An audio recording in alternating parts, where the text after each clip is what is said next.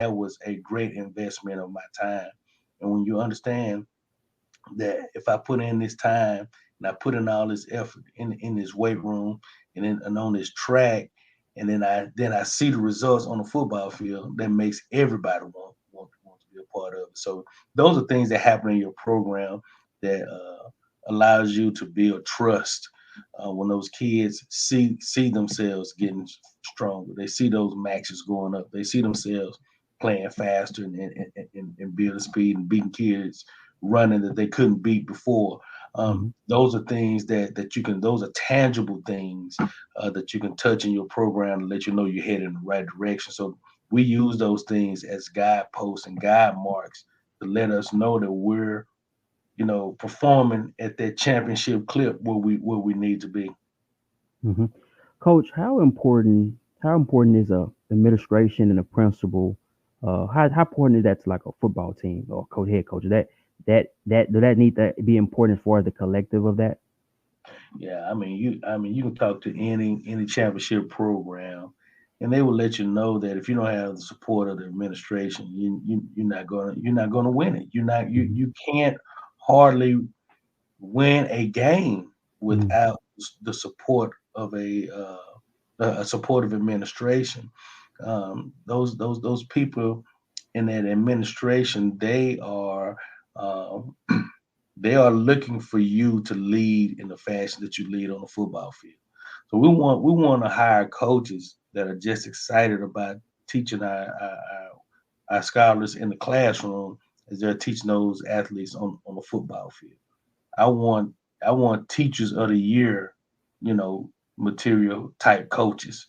I want guys that are invested and bought in to everything about education, not just the football piece. And those are the type of people that I want to hire. I want to bring in people that have goals. I want to bring in people that have aspirations, and I want to help guide them to those things. So you have to bring something to the table if you want to get to the next level.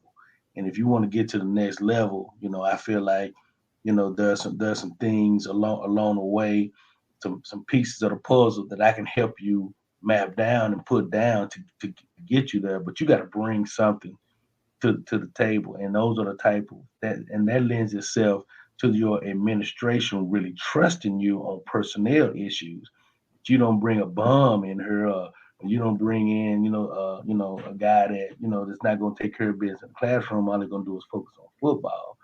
That does the school culture no Hmm. good. That does the classroom and all of those students that you're entrusted with, they don't do them any good to bring in someone that hasn't or that can't deliver in that classroom. We want bosses in the classroom as well as bosses on that coaching on that football field.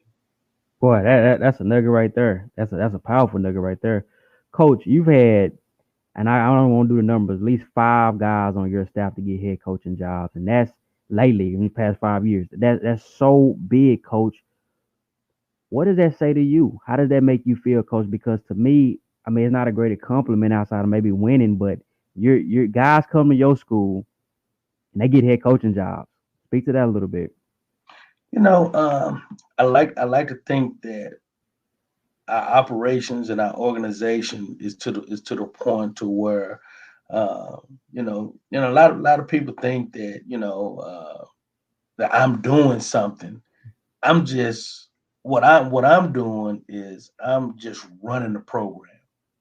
And if you pay attention to people that run programs, you'll pick up how to do it. It's not earth shattering. It's not mind boggling. There's no secrets. Um, but I make that transparent to my staff. If you want to be a head coach, you want to be a coordinator, all you have to do is open up your eyes. Hmm. It's right there. It's right here in front of you, and that lends itself to the idea of what I was talking about earlier about you have to bring something to the table.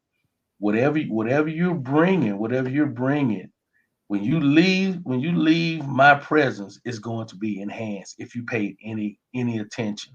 So those are the things that I like to just highlight to coaches, is that when you come into a program, I want to help you.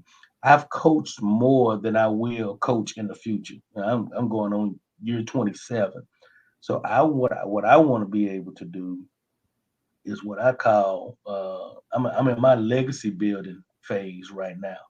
For whereas I'm an open book to coaches that want to talk, that want to learn, that want to grow, because I want the profession to be better than when I came in and when I found it when I leave.